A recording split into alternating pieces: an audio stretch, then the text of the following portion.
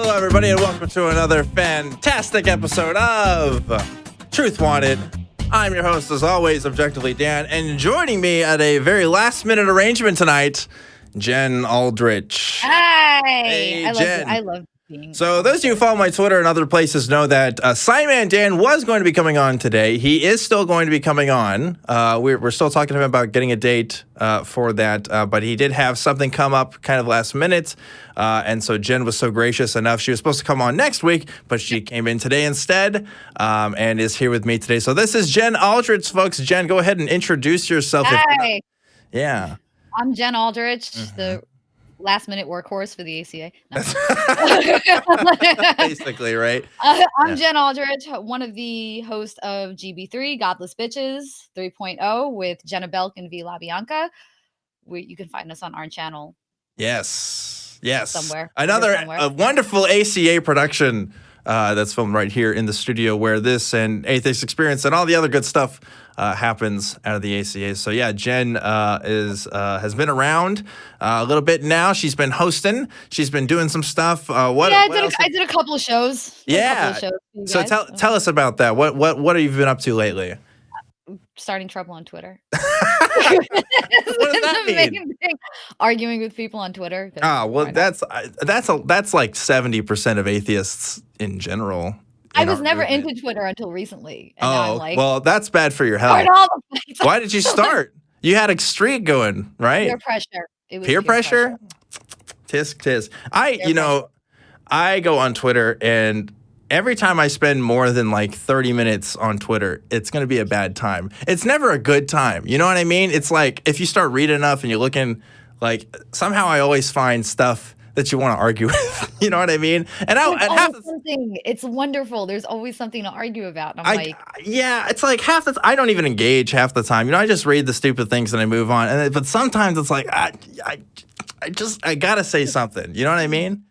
I am getting my personal channel up and running though in my Twitch stream. So next time I'll actually have something. And what is that personal channel going to be? It is going to be me covering random shit while drinking wine. Hell yeah. That sounds like a good time.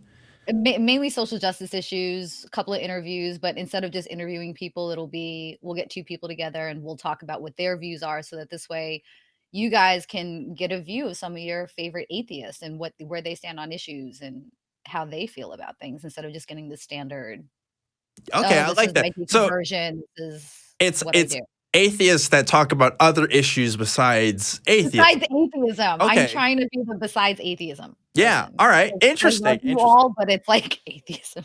Right. Well, it does get like it's something we talk about a lot, right? It's like, well, we have other things that we're interested in too. I mean, here on Truth Wanted, we talk about all kinds of shit besides, just atheism, and which is really it'll be secular based. Yeah. Obviously. But it won't be, the same deconversion story debating. You guys get to hear from your favorite atheist. Right. How they stand on issues or what their personal view on things may be. Well, cool. I'm excited to see that come out when it does. Folks, I just want to remind you, this is a live call-in show. We have open lines tonight. Come talk to me and Jen about pretty much anything, UFOs, aliens, Bigfoot, religion, whatever you want to talk to us about. We are here to talk about it. I'm going to be excited. I'm supposedly a half lizard person, according to some conspiracy theorists. So if you just want to talk about that, you can talk to a lizard person. So, that's already been established in the canon of this show. I am actually a wizard.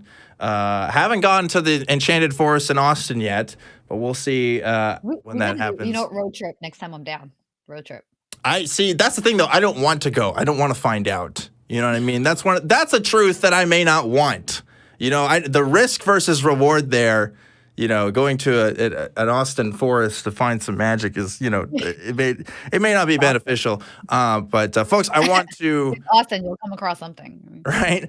We got a special announcement tonight. I've been talking about this for months. Like it's been a long time coming, but it's finally here. You can buy Truth Wanted merchandise. And not only that, you can buy Godless Bitches merchandise. Godless Bitches merchandise as well as other stuff here from the ACA. Check out some of the swag on the screen there if you're watching this on YouTube. We got hoodies, we've got shirts, we've got stickers. I'm told that we're going to get some hats in there pretty soon, phone cases and stuff. I am already going to order the hoodie. I haven't done it yet. I'm going to order that tonight after the show for myself, and I'll probably be rocking that bad boy pretty soon. So there's going to be a link for that in the description. But if you want to go ahead and check that out, it's live. It's a bit.ly link, so it's bit.ly/AEN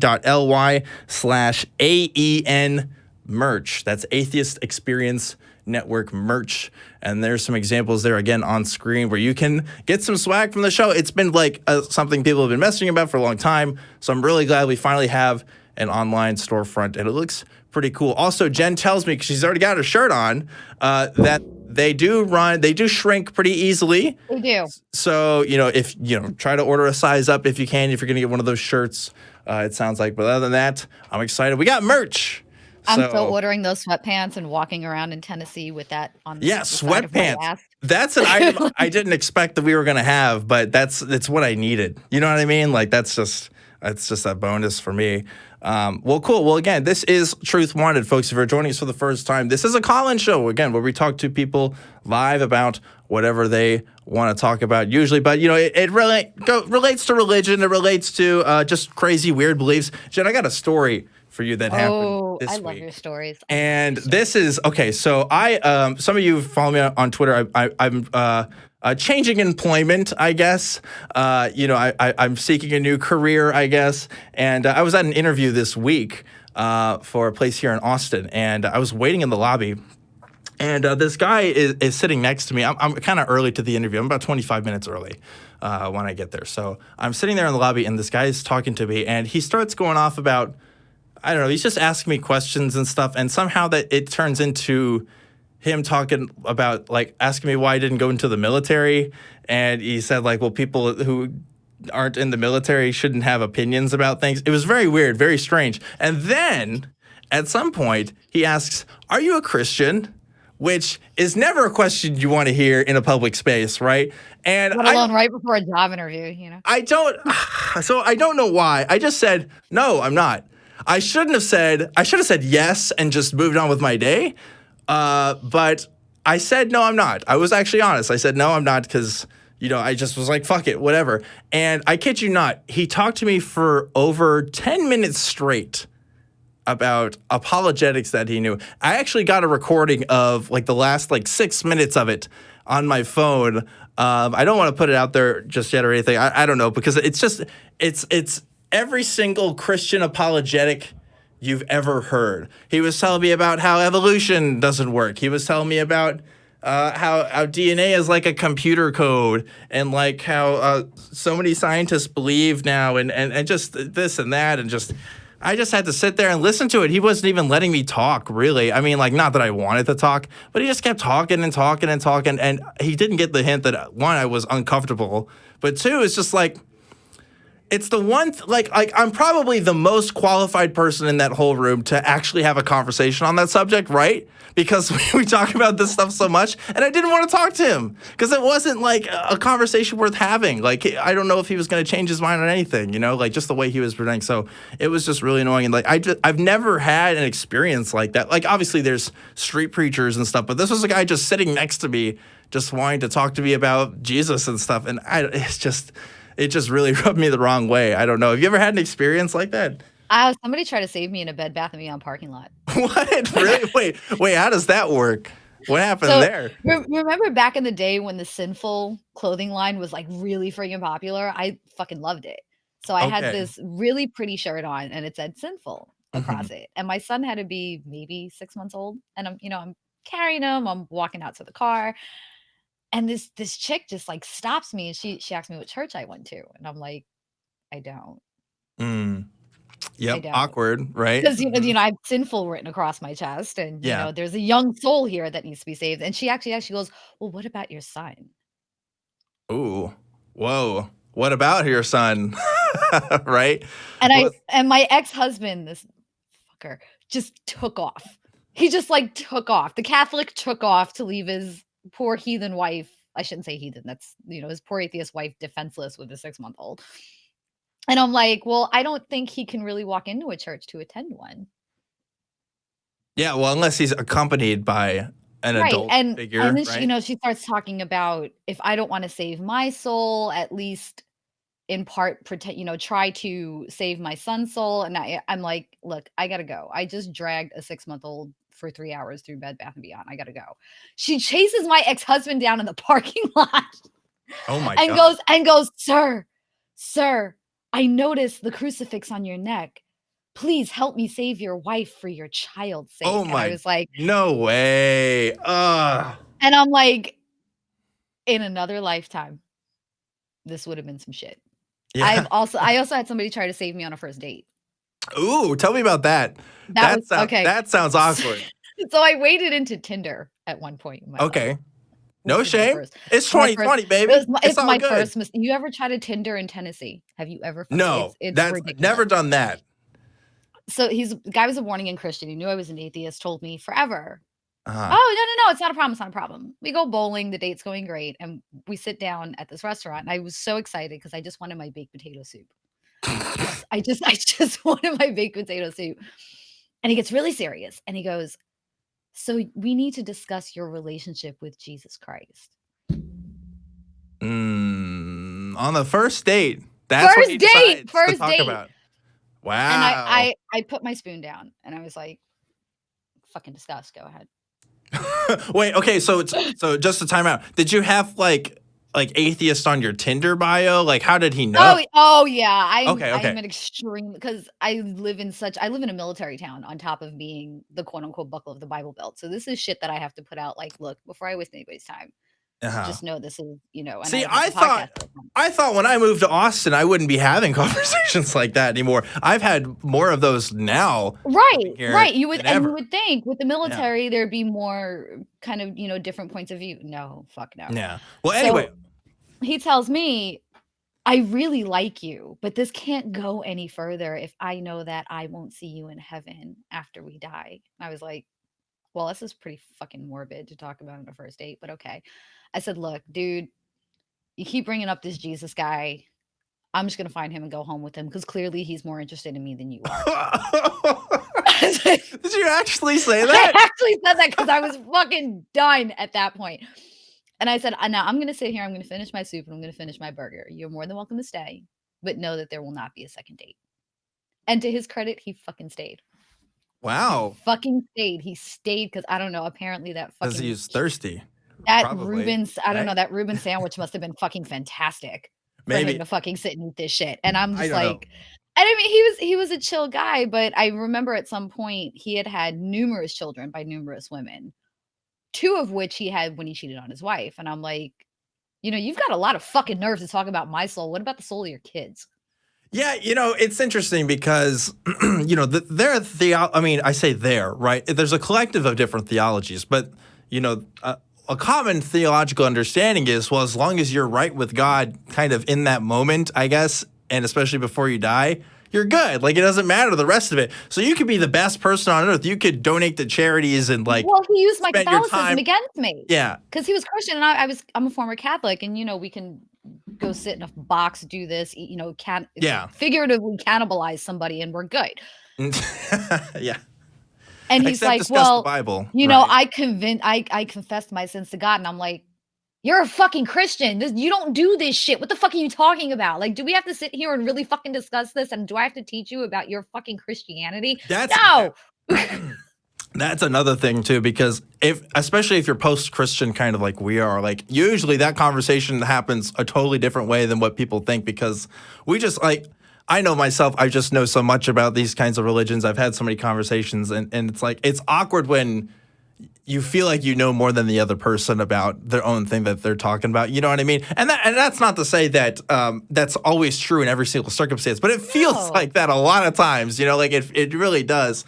I'll admit I Mhm. don't do apologetics debates because I'm not it's not my thing. I'm not the most well versed in it. So I don't do the debate and the apologetics thing. But when I am like, "Holy shit, I can't even debate and I've got to fucking school you on your religion." Well, That's a fucking problem.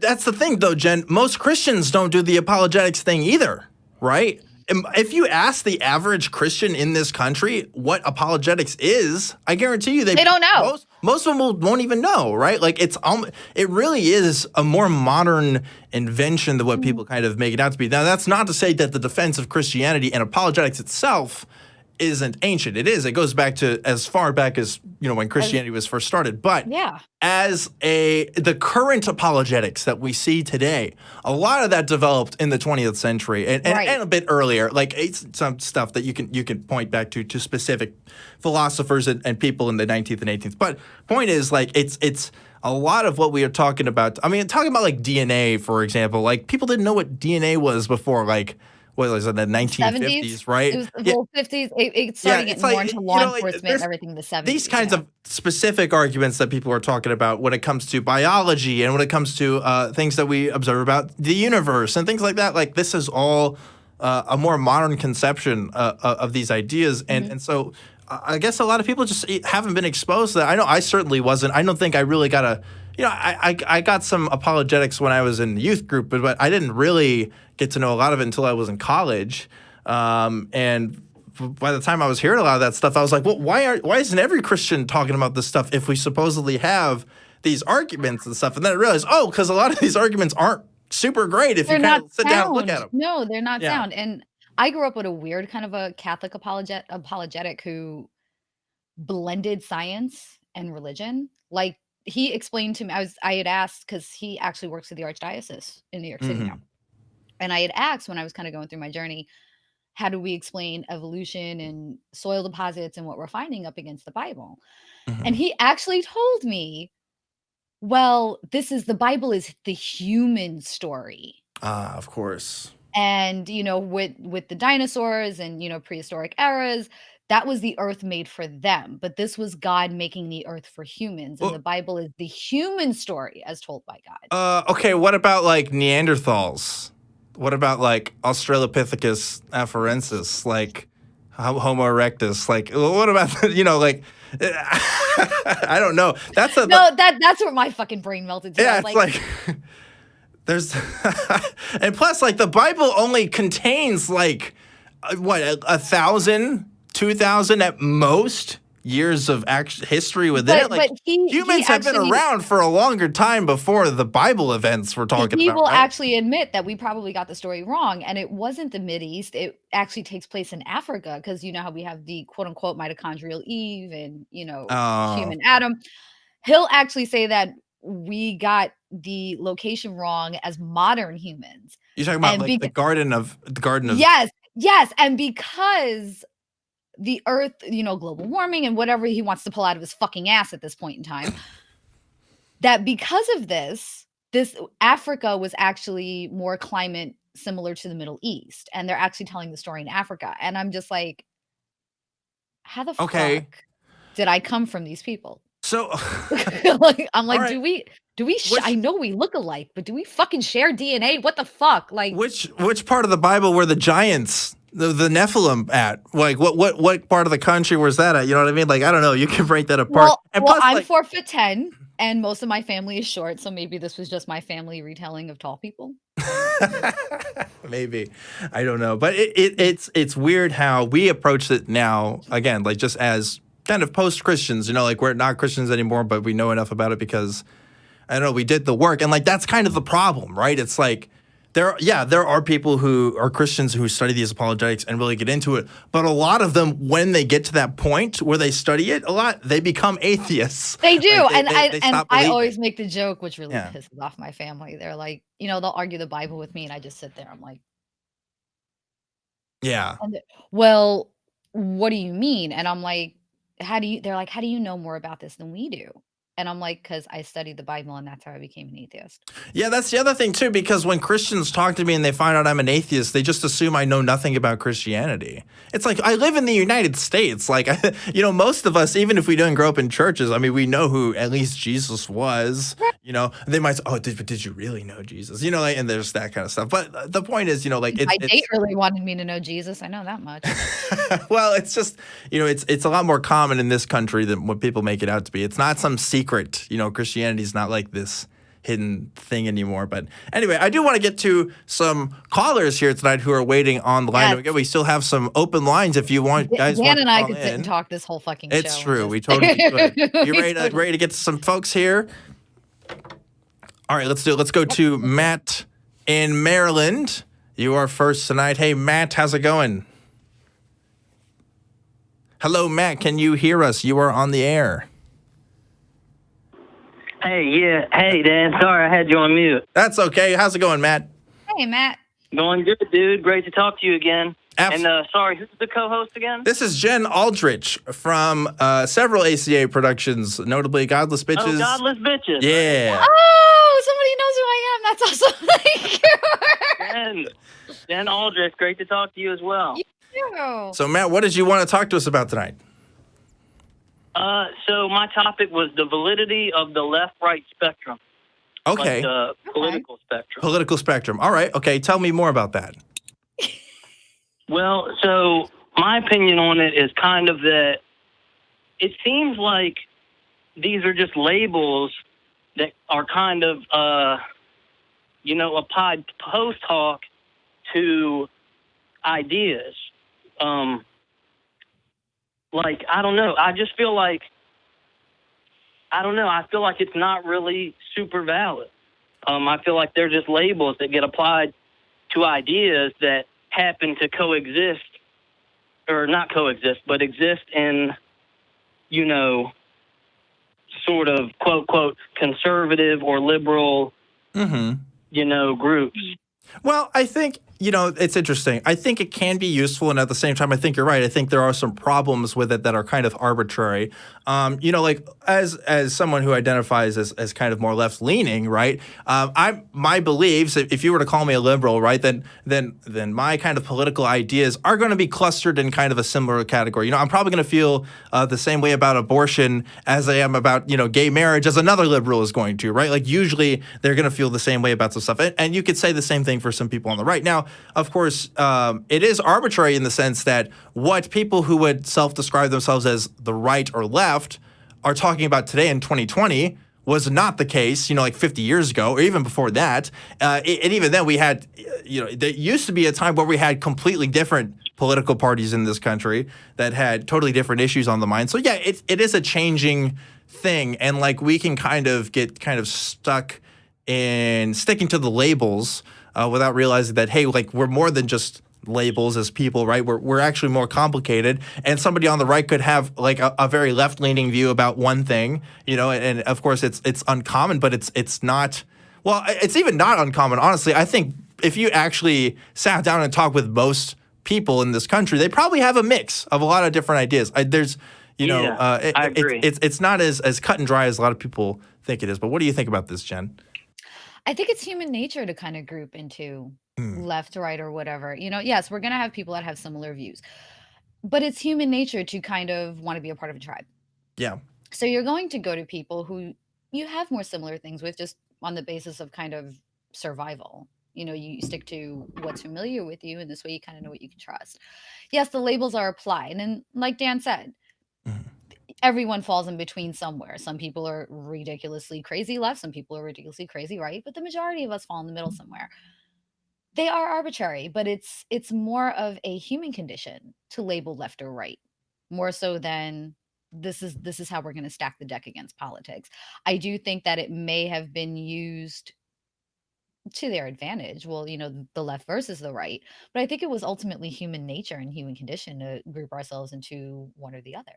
Well, it's definitely a political strategy. It's definitely like, it is a tribal thing, right? It's like, oh, you don't want to talk about that or think that. That's what the left thinks about these kinds of issues, or that's what the right thinks. Like you hear people say these kinds of things, and there's a connotation when people say that. It's saying, oh, well, if the right thinks that, or if the left thinks that, then that's wrong. Especially if you use certain there's shall we say unkind words that are used instead of that to kind of refer to those groups of people as well. So it is kind of an in-group, out-group kind of strategy as well. So it's used. Yeah, the human condition is used to pit us against each other. Yeah, it comes down to political maneuvers. Of course it is, but and I hate to say it, but that's part of the political game.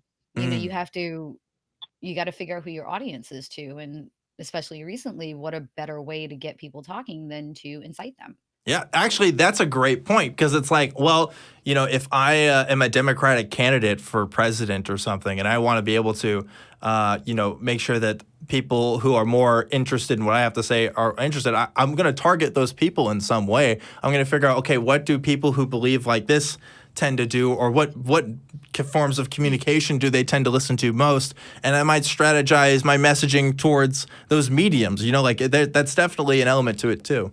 Right. Yeah, I think maybe kind of a better way to put. I mean, I agree with a lot of what you guys just said, but maybe a better phrasing of what I was trying to get at was I feel like we all kind of want, better health care, better education, everyone to do well basically in society, but people have different views on how we get there, Yes. I think. Right. And yeah, I feel like the question for me is what actually makes something left or right fundamentally, or is it just, are we applying these labels kind of after the fact once they're claimed by one, quote, quote, group or another? I don't know. I've just been kind of thinking about that. It's pretty much how can I explain this? What the major political players in the party at the time are going for is kind of what leans it. Back in the day, our left and right leanings were actually reversed, where Republicans were more left and the Democrats were more right wing. What we would call today left and right, right? Right, what we would call today left and confusing. right. Yeah. Mm-hmm. Usually it starts with Right. one party member who kind of gets a fire going to a more liberal and more conservative stance, and then the party itself will start changing over. And we've seen this happen a few times in American history where parties have kind of adjusted their left-right stance. Yes. Like It comes down to party members. Yeah, and people make. They like to say, oh well, the KKK was founded by Democrats. It's like, yeah, but like the Democrats at that the time were Republicans not. wanted to end slavery. It's like Right. totally different things going on there, right? And another great example is abortion. A lot of people don't realize this, but people really didn't care about abortion as much as they do today than they did, 60, 70 years ago at this point, right? Especially on the right. It wasn't as big of a thing. People did not. No. It wasn't as politicized as it was today. But after like Roe v. Wade and stuff, like you definitely started to see more trends of that, especially, and of course, in evangelical communities when that was, kind of a big thing for them. But it really wasn't as big of a thing as people make it today. So there's definitely changes, right? It is kind of a label after the fact, and like as a younger generation grows up and they kind of mold themselves into different categories and they figure out what kind of they align with, they might bring some new ideas to the table that will change whatever party they already affiliate with, We are actually covering the history of abortion and laws on the next episode of GB3 next month. Cool. So you guys can get a bit more in depth of that. And we do cover how many Republicans back in the 70s, I would say, were pro-choice, and they were completely pro-choice. Yeah, and absolutely. then we got this evangelical right? backing money. Yeah. Not so much anti-government, but more of bodily autonomy.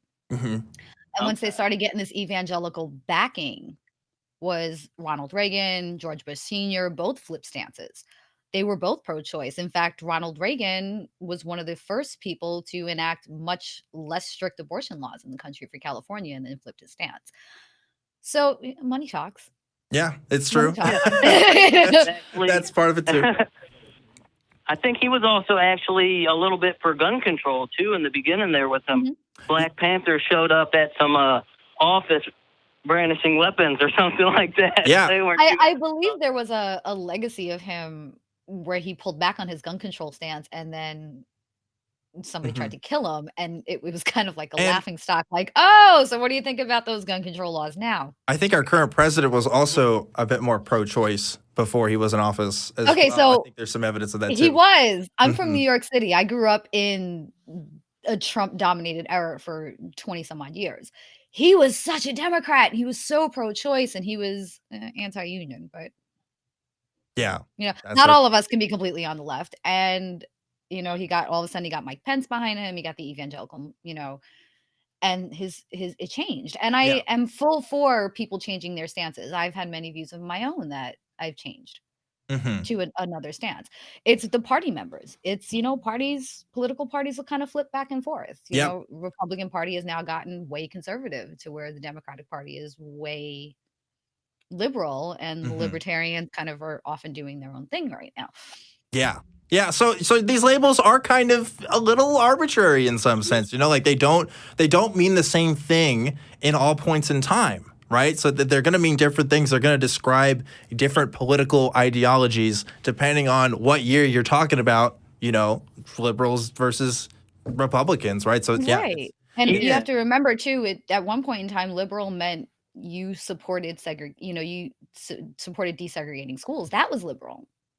That was considered liberal, where now it's not even a thought. Now liberal is supporting trans rights. There was also the sense of classical liberalism, which is like talking about property rights and stuff like that. We can go into this all day, but that's basically libertarianism, I think, right? Yeah. So to your point, though, Matt, there's something funny about the words we use about these things, and they are politicized. So yeah, I think the little bit of Googling I've done on this topic, the most sort of pinned down ideas that I can sort of correlate left versus right with is liberal and conservative, and their very traditional meanings, which is like liberal, you're kind of more open to change, versus conservative, you're a little bit less, you kind of want It also depends on where in the world you are. A lot of places in the world, liberals are actually considered way more conservative. Yeah, it's in this country though. I think to your point, Matt, though, it is I think a good descriptor would be, right leaning means you're more sticking to the status quo. Left is generally for more progressive stances. I think most people would agree with kind of that distinction there. But there's always going to be people that have different points of view. And that's actually kind of what I was about to get at too, Jen, was that it seems like today liberal and conservative don't even really mean those definitions that I just outlined. To me, there's I identify as a progressive, which I sort of think is different than a liberal, or maybe someone might call a neoliberal or something like that. It seems like these things are always kind of in flux, and it's kind of similar to philosophical ideas. They take on new meanings as, different groups, kind of claim that and tweak it a little bit or whatever.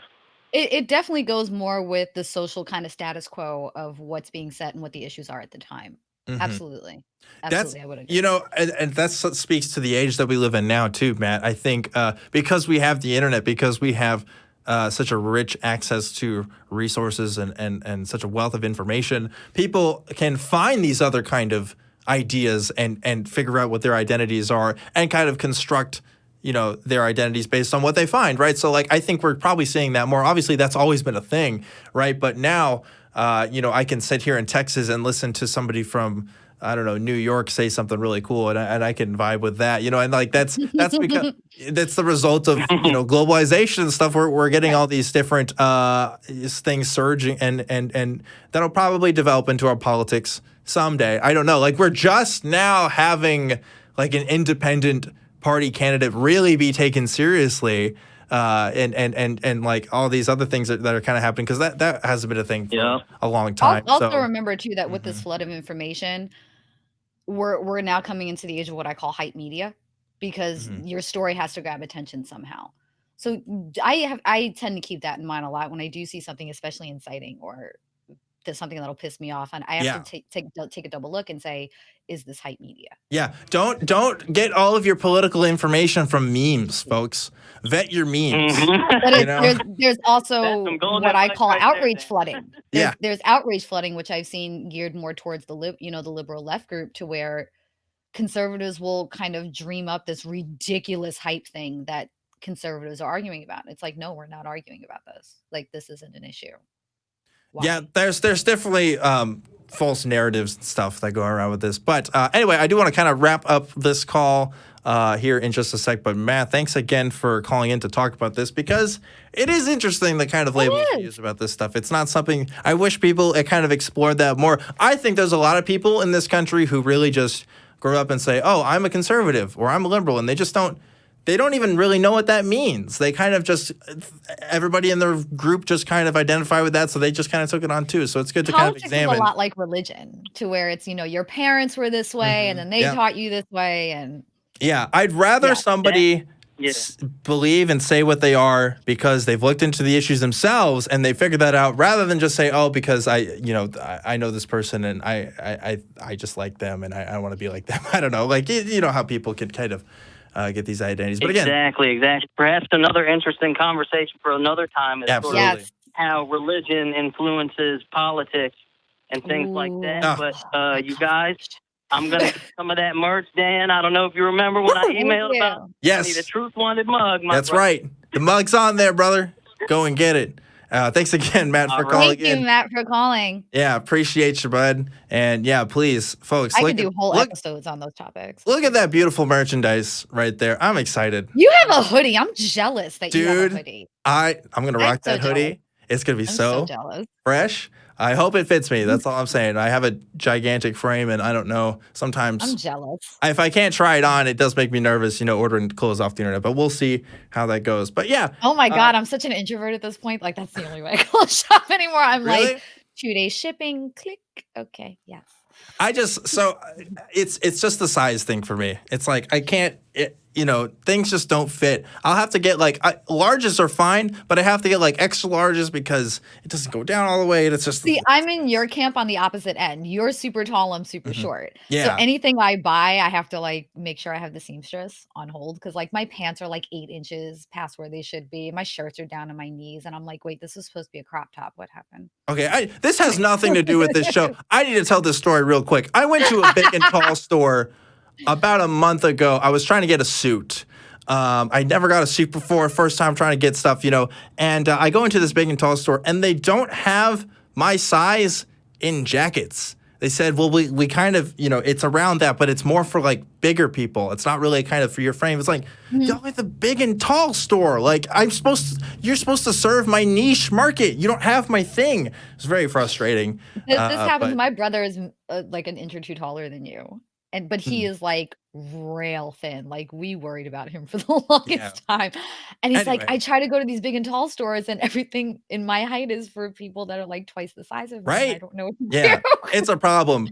We need to petition to get our sizes in the stores. That's what this show is really about. Get on petition.org, everyone. Right. Exactly. Closed.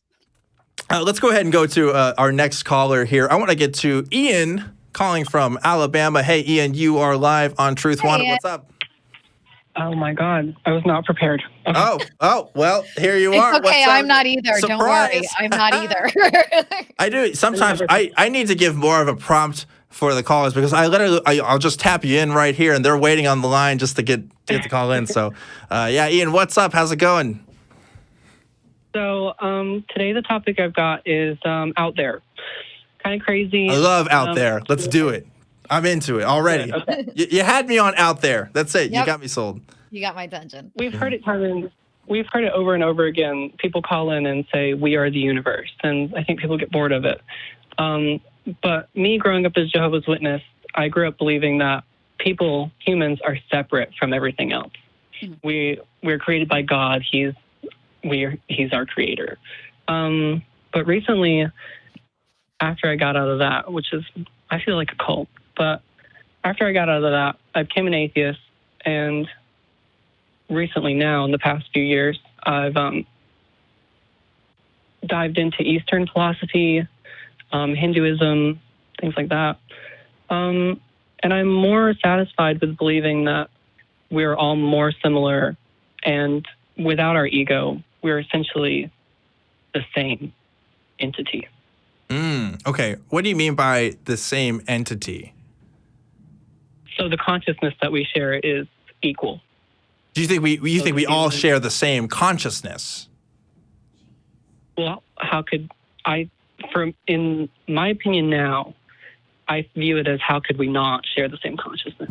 Well, I mean, I don't know what you're thinking right now, Ian. You know, I don't know your habits, your motivations, things like that. Like, it's kind of hard for me to say, oh, I You're share the right. same consciousness, right? Not so right. Not the same conscious, the same nature of consciousness. The same nature of consciousness. Okay. So the feelings we experience, love, hate, anger, all of those things, which I think more relate to our ego than our consciousness now that I think about it. But it's hard because we're talking about something that no one has been able to define or completely understand. Yes. So we're at a dead end almost. But I don't know Well, where to go. you know, that's so you're right about the fact that consciousness has been notoriously difficult for people to define. Even in the natural sciences, it's really hard. There's literally the hard problem of consciousness. You know, like they're just trying to figure out exactly what it means when we say this stuff is really, really hard. But like, we do know some things about consciousness, though, right? Like, I think you would agree with me that a conscious being, like consciousness, at least so far, seems to be associated with like brain patterns. Like there seems to be, a physical element to it, right? Like there's obviously some religions and philosophies that disagree that would say that even this cup has a portion of a consciousness, but consciousness, as I understand it, is an inherently biological thing. I've never observed a mind or a consciousness without a mind, right? I've never observed consciousness without something physical being attached to it, right? Yeah. I don't know. If there is something that isn't physical to it, I mean, that's what people would say about God, I guess, if he's not, some kind of like higher physical mechanics of processing. Yeah, but as far as, I mean, if you understand like materialism, I guess, or naturalism, and you don't think that, those things outside of the physical realm are there, then like, yeah, I've never observed consciousness outside of something physical. I just want to clear something up with Ian quick. Do Okay. you mean that we just humans share a consciousness, or does this extend to plants and wildlife and a cup? Every living being would have the same. So it's not about self-consciousness. It's about being conscious at all. So even cats, dogs, all of it. But they're conscious to a degree. I'm just trying to figure out, like, what is it that I mean, obviously, I can look around, I can see things. There's stuff that's similar to me in the sense of a cat and a dog, right? Like, we can do stuff the same way. But, like, what does it mean to say that we share the same consciousness or same nature of consciousness? Like, I'm still having trouble just identifying really what that means. Me too. Okay. Because I say me too because I don't know how to describe why that satisfies me to say that we're sharing the same consciousness. Essentially, it means we're the same more than we're different. And I think in the society that I grew up in Alabama, I get tired of everyone fighting over their differences. And if more people would come to the conclusion that we're sharing an existence and we're not at all so different, we would be more happy. But also, and that's also something that we can't prove, can we? That we would be more happy. Well, I don't know. I think, obviously having a sense of self-awareness seems to be pretty good. I think you can make a case observationally that people are happier when they have a better sense of self. But I don't know. Like, I can see that we share the same existence as other people. And what you just said there, I can totally agree with. But what you just said doesn't really match up to me with just the phrase, like, we share the same consciousness, right? I'm a little confused on autonomy and self-awareness with this. If we all share a collective conscious, what does that say to your own autonomy, your own bodily autonomy, thought autonomy, and your own sense of self if you're sharing a collective consciousness with everything else that's living? Well, your sense of self would be your ego, right? Sure. Right. So I'm saying delete ego, and what's left? I don't think Is there know what would be left. Oh, to me personally, at least, what you describe is what you're describing as ego. To me, sounds like personality. Maybe there's. Sorry. Go ahead. There's obviously Buddhist and Hindu philosophy that talks about, and this is where you're telling me you're getting this from when you studied Eastern religions. They talk a lot about what ego is and the sense of self and stuff like that.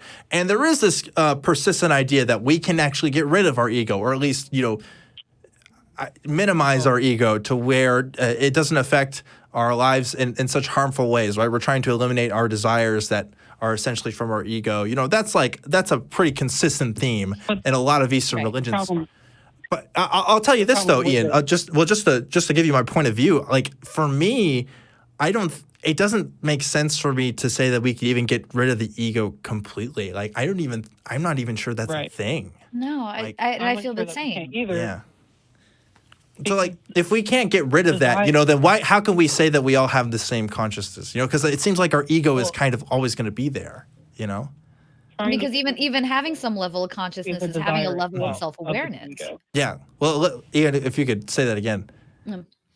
Getting rid of the ego is a desire in itself. Yes. Of the ego. That's true. Yeah.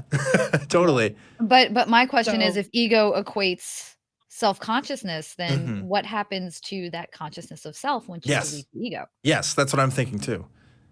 Does it become like a hive collective? I am unsure. Also, probably. I mean, if we don't the problem with what we're talking about right now is that we can't define consciousness. And I feel like maybe this is a dead end.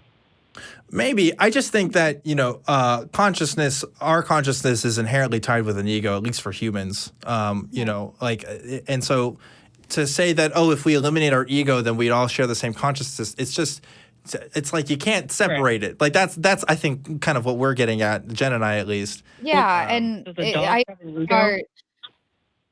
I start thinking of survival techniques. Like, if we're all one consciousness and we're all one being, how do we have survival of species? And how do we become kind of, the quote unquote apex predators that humans have become? Like, how do we get to the top of the food chain? How do we balance out just basic ecological systems if we all become this collective? I see. I would say that this isn't really relatable. This doesn't relate to that. Going further into what I keep blinking, guys. It's okay. We're asking you a lot of questions, and you just take your time and feel. Yeah, absolutely. Talk to us whatever you want to talk about. So, from Hinduism, from what I've learned, I don't completely. So, I would not prescribe myself to any one religion. I think that would be a mistake. But I do enjoy the idea of the Brahman, which is the idea that the world is a play and that the Brahman is playing each part of it. Meaning that if there was an all-knowing God that had all the power in the world, he would want to know what it's like to live a single-minded life with limited power. So he would create us, and he would be us. Okay. Does that make sense? Yes. So, okay. And from that's why I'm so interested in this. I think to say, okay, go ahead. Would consciousness be God itself? Are we God? And for me, at this point, that would only make sense. And not see God as a misnomer, as a word. I do not mean capital G God. I mean, yeah. I mean Brahman, the ultimate reality. Yeah, to me, that's, what you've just told me involves a lot of narrative. I think that's a lot of human narrative to these kinds of ideas, like becoming God and becoming universal and stuff. Like, I think we're kind of attributing concepts of ego to this thing. Thank you, Dan. That's what I was just going to get at. Right? You know what I'm saying? Like, yeah, it's a very anthropocentric point of view as we even talk about this. So and it kind of goes against the not having ego, because to turn around and say we are God seems to be the most egocentric thing I can think of. Well, it's also more so it's a self-identifying thing. Right. It's a self-awareness and a self-conscious thing. Right. Yeah. Go ahead. Say that again, Ian. Go ahead. No. I'm taking that in. Okay. you're right about that. Mm. But also, I'm not sure that it's right to say that saying that we are God would be egocentrical, because that's only if your definition of God would be an all-knowing, all-powerful person, which none of us are. But Fair enough. Actually, very fair point. Thank you for that. sorry. I really appreciate that. No, seriously, I so appreciate that. Thank you. Really, I just called to talk about that, but I honestly should probably call back another time with way more notes. Absolutely. But if you want to know where I got some of these ideas from, it would be none other than the infamous Alan Watts. You should look up some of his videos. Have you heard of Alan Watts? Alan Watts. Let me tell you. Oh, yeah. Let me tell you about Alan Watts. Well, I love it. Let me tell you about Alan Watts. Alan Watts is able to give the most pleasant bullshit you've ever heard. I know, but it's pleasant, isn't it? It's so pleasant, but it's such very bullshit. Bob Ross bullshit. It's Bob Ross level bullshit. Yeah, You know? if Bob Ross started talking about religion, that's what Alan Watts is, right? It's like yes.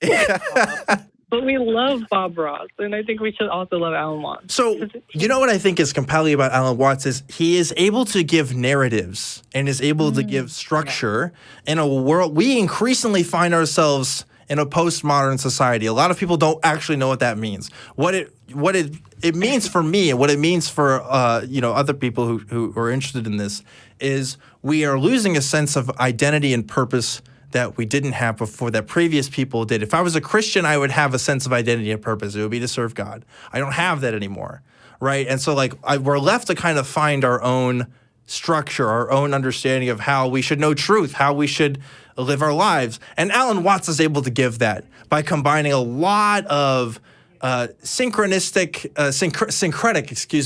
ideas from different religions, from different philosophies. And if you just know just kind of base knowledge about a lot of that stuff, I think it's great. But if you have an intimate knowledge about each of those individual philosophies and ideas that he's talking about, they're just not as compatible. You know, like that's kind of my thing with Alan Watts. He's very good at cherry picking. Yes. I agree with that. Yeah. But I also think that we have all these philosophies, but I don't think that there's an objective issue with combining some of them or using them to determine a new one. And you know what? I think Alan Watts has done a lot of good for people, but you can do the same thing and also cause harm. Yes. You can definitely do the same thing and cause. Yeah. I feel like the reason that I am so easily swayed by Alan Watts and his narrative, as you said, is because I grew up with Jehovah's Witnesses, where you go you go twice a week and you listen to someone give a narrative about why you're I've been indoctrinated into listening to that. And you know what, Ian? Alan Watts studied originally to become, I believe, an Anglican priest. Was it Anglican? I think it was Anglican. Maybe you don't hear Anglican very often. Maybe it's Church of England. It was a classical Western Christian theology that he went from first before he jumped on to Eastern philosophies and stuff like that. So you can kind of see that in the way that he's got his little elements from kind of everywhere.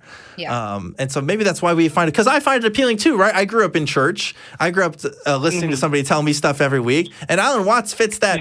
Not only does he fit that, but he's actually entertaining. Like he actually, he is. The church was boring sometimes.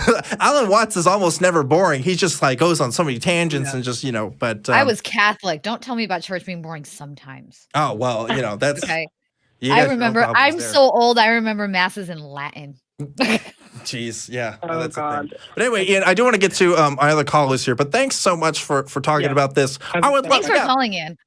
I like your idea. Yeah. If you have notes and you want to talk about this next time, I'm totally down, because we can easily lose ourselves in definitions and misunderstandings of words and you can even email us if you want to continue. You can email the show. It's truth@atheist-community.org. That's for anybody, by the way, who wants to talk to me. So I see all those emails and just has inquiries on the show in general. So you can also TV@atheist.org. I'm at Jen Aldrich at atheist-community.org. Yeah, for sure. Yeah. But Ian, thanks again for calling in. Really appreciate it. Thank you. Yeah. And can't wait to hear from you again next time. So talking about ego and stuff. Sometimes these conversations are really messy. I felt like we did a pretty good job keeping it on pace. We didn't get the studio. Yeah. Well, it's when you talk about issues like this, and when you talk about ideas that are very, I don't want to say wooey, because there are kind of definitions, but there's multiple there's meanings. some grounded basis compared to what we would call wooey. Yeah. Like it can, people's understanding. Here's the thing about Eastern philosophies, right? How many Hindus and Buddhists in real life that you're friends with, that you talk to, do you know? A couple. A couple? I grew up in an extremely. But would you say that's average? So here's the thing. No. What I'm trying to get at, right? 90% of people that understand Hindu philosophy or Buddhist philosophy, we're reading it off the internet or we're looking at books. It's very rare that we're actually learning from people who are teaching this stuff themselves. I've had the privilege of knowing some Hindus in my life. And of course, I've talked to a Buddhist or two on this show as well. But it's not often that I have lengthy conversations with active practitioners of a lot of this stuff. And so we kind of, I think, in the West come up with our own conceptions with these ideas. We're able to take the philosophy without the context of culture because we didn't grow up in those places and stuff. And so we can we attach to those ideas more so than... I would actually recommend, if you can find them, talking to Hare Krishnas when it comes down to I did talk to Hare Krishnas, actually. I grew up with a few of them. I still am in touch with them. I've told this story on the show before, but actually, I meditated with some Hare Krishnas when I was in college, and had an interesting experience there because I had kind of this spiritual, I would call it spiritual, right? Kind of feeling going on. I was like, wow, if I can do it with this, what else can I do with other, kind of religious rituals and stuff? So anyway, that kind of opened a little gateway there. But I had an experience like that as a teen with Hare Krishnas too. I grew up right around a sect in a temple. Yeah, a temple. Mm-hmm. And I was full access for it. And I was like, on my journey, let's figure out what this is. I was like, this vibe is awesome. Yeah, you gotta they're cool, but you gotta be careful. Those Hare Krishnas, they got food. They get you with the food, is what they get you with. They have the food. They also have a checkered past. They with interest with accusations of being a cult. I was Catholic. Let's not talk about that. Okay, sounds good. Sounds good. I want to move on here. Let's go ahead and go to our next caller. It is a show regular here, folks. Hasn't called in a while, but I'm glad he's here today. It's Dean Meadows. Hey, Dean. North Carolina. Hey, Dean. What's up? What's going on, guys? Hey.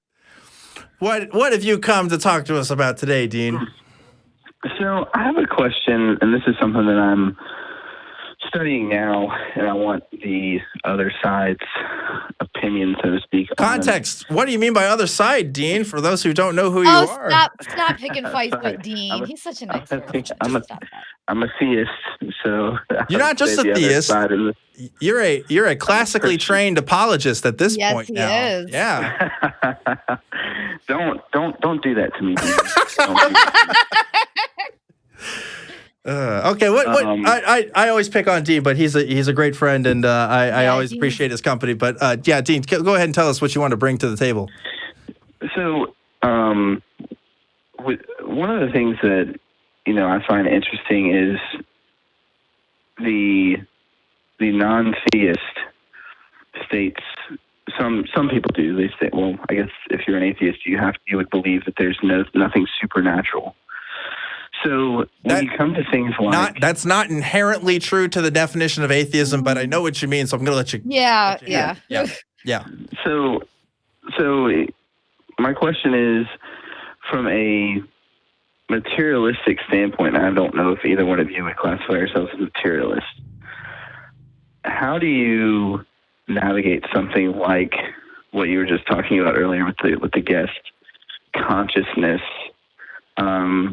given that there does seem to be a difference between the mind and the body, specifically the brain? Great question, Dean. What a fantastic question. I love Dean's question. I know, this is Dean likes to throw me questions. It's a thinker. It's a thinker. Gosh, I don't want to go first. Jen, do you want to go? No, I'm not going first with this. I'm not the religious debater here, damn it. We know this. Okay, well, I guess I'll tell you what my first thoughts are, my first response, I guess, would be. And I guess that's kind of like what I said earlier, I have not observed a conscious being or consciousness without something physical being attached to it. I've never seen it happen. And so that leads me to believe that consciousness has a physical component to it, that its origins are in the physical. Do I know exactly how the brain chemistry works to produce a mind? No, I definitely don't. But I do know that people's consciousness is affected by material things like drug trips, okay? Our perception of reality is affected by the things we insert into our bodies. And that's a completely physical process that's happening there in our changes to our perception. So like I have to at least consider, if not entirely so, that consciousness is at least in part seated in physical reality. Well, I would agree that there's definitely a correlation between the two. I guess what I would appeal to would be something like law of identity. It's true of X is true of Y. Now, if you can find something that's not that is true of X but not true of Y, then they're different. So, like for instance, my point being, and I talked to Eric about this before on Talk Eden. If I was on an operating table and had to have brain surgery, number one, there wouldn't be much to operate on. Two, they could crack my head open and they could see the gray matter of my brain, right? But they couldn't see or access the thoughts that I'm having. They could register the chemical activity that's going on. But when I self-reflect and I have introspection, those thoughts are only privy to me. And I'm wondering how, from a materialistic standpoint, how that's accounted for. I got it. Dean, you play video games. You have a PS4? I have an Xbox. Jeez, okay, man, get out of my head. You play Red Dead Redemption? I have not played Red Dead. All right, Dead Redemption. I was playing some Red Dead Redemption today, right, Dean? All right, here's my point. Here's what I'm getting to. If you open up my PS4 right now, you can't find my save file doesn't look like it's there, right? I'm not experiencing the game when I'm looking at my PS4, but I still know that the program that plays Red Dead Redemption and its components are still all there, right? Now, it has to function a certain way. It has to go to a display with my TV, and I have to see it, and the inputs are affected by the controller, right? So we could say, our body is getting inputs all the time through the food that we eat and conversations that we have and things like that.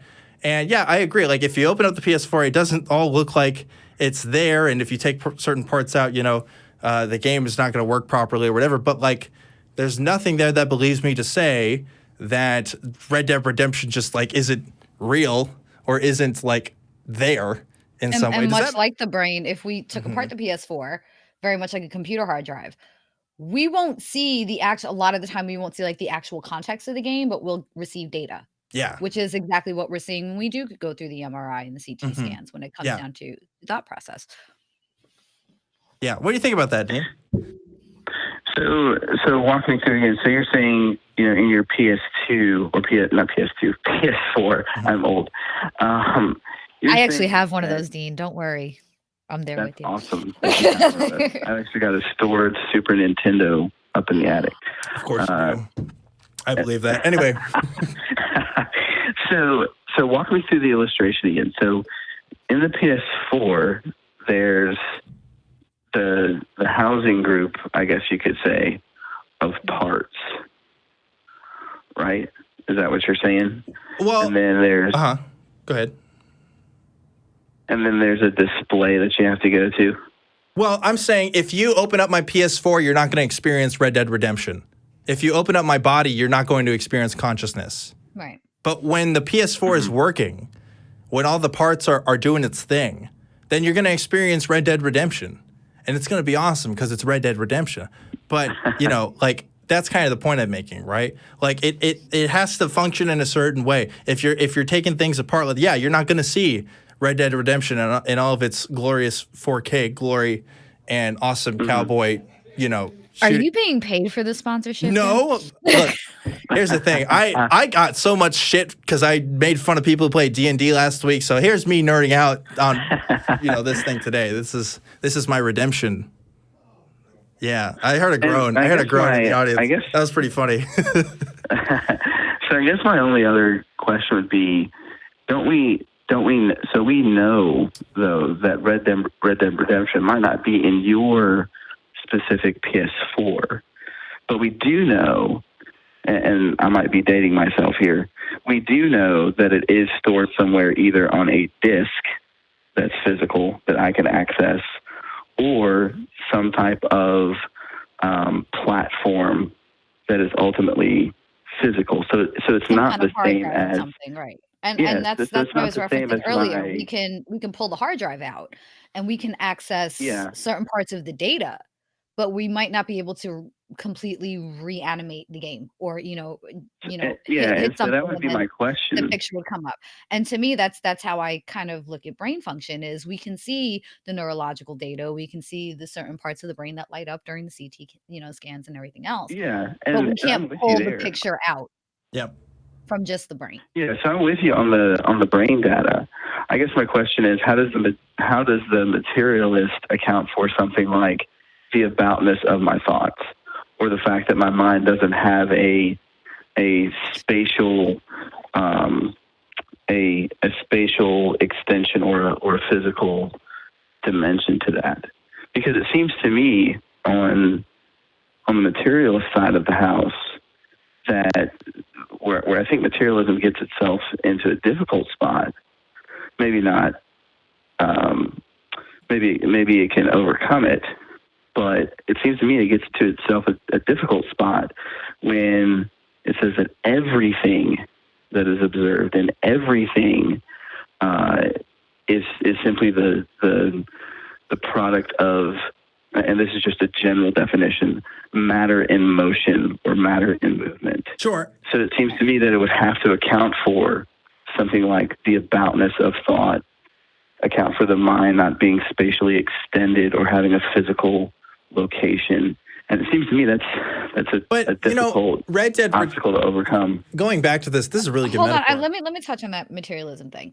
Well, you can apply. Okay. I do have a point, but I'll let you go first. The thought processes, the neurons, just the electrical shit going on in your brain that creates these memories and creates this awareness. You can attribute that to movement within the brain. So how does a neuron firing account for self-reflection? So you're making. I think this is a fallacy. I think this is a what's the name of the sand pile fallacy? What you know what I'm talking about? Where the heap fallacy, right? I'm Googling. Right, heap fallacy. So it's like if we're talking about what constitutes a heap of rice, and if you take one rice out, is it still a heap? And then you keep going and you keep going, and you can't identify the point. So therefore, you can't identify the point where a heap stops becoming a heap. So therefore, a heap doesn't exist, right? But that's not necessarily true. I want to go back to my point with the Red Dead Redemption thing, right? Red Dead Redemption also, it exists on a disc, but it also uses save data from my PS4. It also is communicating online with, Rockstar Games when you're doing the online experience. So and that's all part of the Red Dead experience, right? And in the analogy here, that's all part of the consciousness. There's different parts that make up that whole experience. That if you're gonna take one of those out, it's gonna change it, but it's still it's a bit messy as how we define Red Dead Redemption, right? Because it's even more a lot of the, you get what I'm saying? Bringing it down to just one neuron to me is unfairly. Yeah. What's the word? Well, no, I'm with you there. I'm probably over exaggerating to prove a point. I guess I don't know that I would be committing the heap fallacy. What I'm asking is, if materialism's true, then these things have to be accounted for from a materialistic point of view. Then it seems to me there would be no distinct difference ultimately between the mind and the brain. The mind is the brain, and the brain is the mind. But see, that's where I disagree with you, because they're instruments of each other, but not one and the same. Well, I wouldn't even say that. I would say that part of there are neurons in my stomach right now. There are more neurons in my stomach than any other part of my body outside of the wait, am I talking about neurons? I think I mean neurons. Stuff from the brain that we usually associate with the brain is also in other parts of our body, and it's going to affect our mind.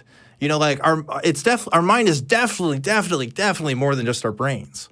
Exactly, there's other things at play here. Hormones. Chemical makeups that people who lack serotonin, lack dopamine will have a different form of consciousness and a different form of thought than someone who has too high of or what's considered a normal balance of. And this is where you have depression and suicidal ideation. There are so many more things than just a neuron or an electrical current. Yeah. Yeah. No, I agree. I agree that there's correlation between the two. So my question then becomes, you know, when you, and maybe I'll shift the conversation because you've got other people to talk to. So one of the classic objections to materialism is that as a materialist, you can't really know truth. Now, I'm not saying this. I just want to know your response to the objection. So if my thoughts are basically reduced to biological chemicals that take place in the brain, akin to that of digestion, right? The classical objection would be, well, digestion can't get you to truth. And so if my thoughts are just chemicals of the brain, then how do I know, or how can I trust my own thoughts if they're just reduced to material processes in the brain? How do I get to truth on chemical physics? We're taking a more objective scientific concept, right? Talking about digestion, talking about specific chemical processes, and comparing that to a philosophical concept, which is truth, right? And so, yeah, there's a bit of a disconnect there because the language that we use to talk about these two things is different. And so to get to this philosophical concept that we call truth, it seems like you do have to have a mind.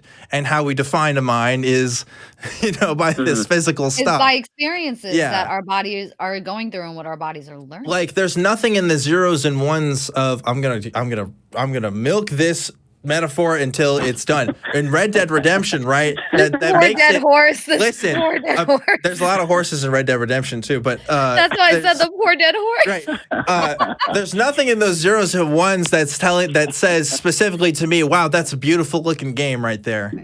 But it's still zeros and ones. You know what I'm saying? Like it can be all there is to be, and I can still get something out of it, and I don't have to completely understand that to believe that. But yeah, I guess that's where I get that. So just because I guess what you're saying is that just because we may not know how A causes B, that doesn't mean that A doesn't cause B. Correct. Yeah, I'll go with that. Okay. If you use that against me later, I'll deny it. Just kidding.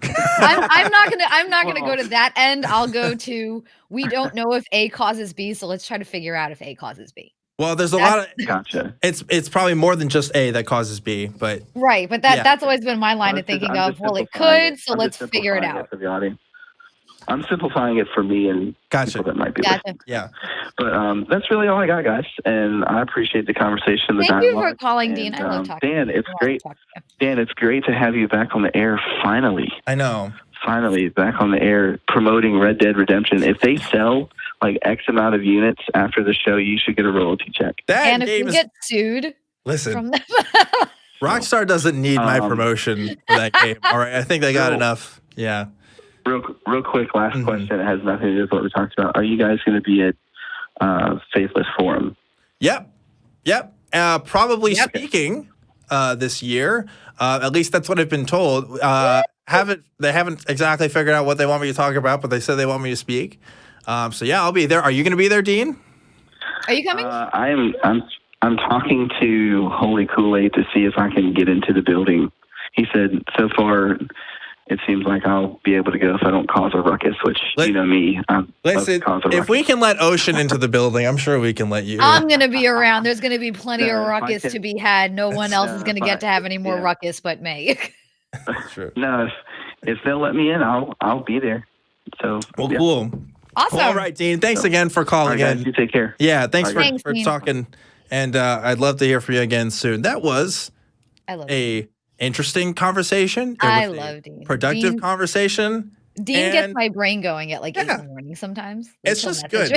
I'm like, oh, Dean. And that's such a good question to ask. Because again, I guess the theme of this episode is consciousness. What the hell it is, we're not 100% sure. We try to figure some stuff out. I don't know if I identify as a materialist though, or a naturalist. I don't. Well, here's what I think. I don't wholly identify as. Here's my take on that. In the same sense that I define atheism as like a lack of belief in God. Like, I'm not saying that no gods exist. Mm-hmm. I'm also not saying that everything is, material that I know of, because I don't know that. But everything I've observed to be, everything that I don't have any beliefs that are outside of materialism. Right? Like, does that make sense? Like, everything that I know about the world and how I understand it through science is materialistic in nature. Maybe it's the stubbornness in me, but I have a hard time wholly subscribing to one thing, period. Yeah. I always I like looking for the gray. We're complicated people. Everybody's complicated. Could be the leftover cherry picking Catholicism days. Well, we were also talking about labels earlier, right? Like, I think us more than anybody wouldn't want to be stuck down to any one particular label. No, because people like us are changing all the time, and I think that's a good thing. I think the easiest way for me to not subscribe to a label is to tell me I fall into that label. The only time it's not good is if you're not being consistent. If you're justifying some stuff through one system that you wouldn't through others, and but people do it all the time every day. So I don't know. To me, filtering just through one label and one experience is boring. Being a human is hard. It is. I don't. I'm done humaning. It's complicated. I hope in the next life I become like a cat or something. Just I want to be one of my cats in the next life. Like, I got 4 fat asses sitting in my living room right now, just gorging on blankets. Like, I want that life in my next life. Yeah, cats are fun. But anyway, I want to get to one more call here tonight, and then we're going to go to our Discord chat after the show. So if you're watching live, and if you're listening to this when it's not live, we do little talks afterwards on Discord. In the future, we might make those patron only. But for right now, they are open to anybody who wants to jump in on the ACA Discord, which links are there in the description. But first, we're going to go to Jeremy in Iowa. Jeremy, you are live on Truth Wanted. What's going on? Oh, wow. Hi. Hey. Hi. Not much. It's a pleasure talking to both of you. Excellent. Thank you. It's and a pleasure. A huge show of your I was going to say, it's a pleasure talking to you too, Jeremy. So thank you, man. I'm glad. I'm just glad they have internet in Iowa that you can watch this show, Depends on where in Iowa. Technological. Yeah. That's good. So what did you Actually, want? we have one of the best fiber optics networks. Really? Yeah, that's why we have like Facebook, Google, and all these places moving their servers up here. I guess maybe is there not as much interference up there for that kind of stuff? I don't know. I don't know enough. Maybe. I think not everything is as backwards as the South, Dan. Not everything is as backwards as where we live. Yeah, I'm not as knowledgeable on I'm not as knowledgeable on telecommunications technologies to make. They're a different kind of backwards, is what it is. It's just a different kind. Well, yeah. I mean, everybody's backwards in some way, but some more obvious than others. Anyway, Jeremy, what did you want to talk to us about today? I wanted to talk about morality. I believe I have a case. I don't know how strong it is, but I believe I have a case for an objective filter. That's what I like to call it. For measuring morality from a secular perspective. See, ooh. Okay, so my first, I don't know if this is a point or a question. I guess I'll figure it out as I'm talking. My first thought that comes to mind is, I can build an objective framework that we can choose, but the question is whether or not I should work. Like, what compels me to use that framework in the first place? I'm curious about the measuring stick. That's what, morality. But that's what first strikes me. But I want to hear what you got to say, Jeremy. Lay it down. Okay. Yeah. As for the is ought, I believe the ought is actually a non sequitur. That is. Okay. Let's pigeonhole. Before we ever get to that, let's put that aside for a second. We'll definitely discuss that. But I want lay it out for us first. Let's talk about the system you got. Okay. Basically, to put it succinctly, it's bodily sovereignty, and I believe that I can make a case that every human born, who has ever been born, whoever will be born, has not only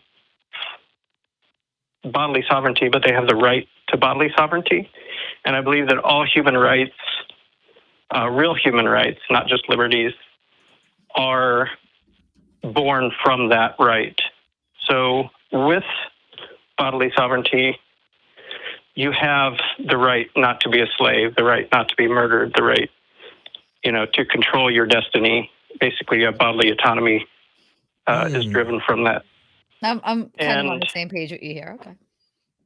Okay. Yeah. And without it, really, you have no inherent human rights. And I think this is where Christianity fails, where a lot of religions fail in their moral precepts, is they remove the very rights that humans have over their own person, over their own ownership.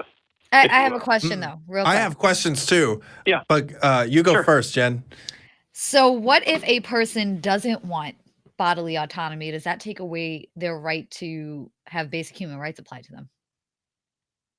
Well, it's bodily sovereignty, so it's ownership. I'm sorry, bodily sovereignty.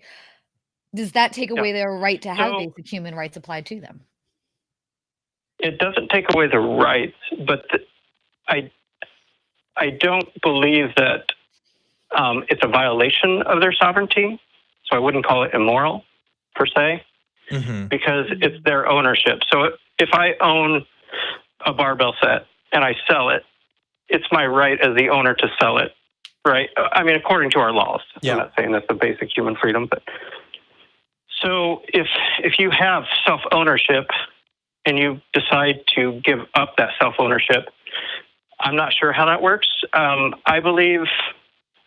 guess my thought on that is if you don't respect sovereignty in others, then you're basically saying that you're giving up your own sovereignty. Okay. So I don't think that means that you give up all your rights. So but Jeremy, I do believe that. Do we have the right to put people in jail? Yes. So, okay. Well, so we're conflating what I like to call liberty and rights. So liberties are basically what we are granted by either a governing body, our parents, whatnot. And human rights are everything that stem from self-ownership.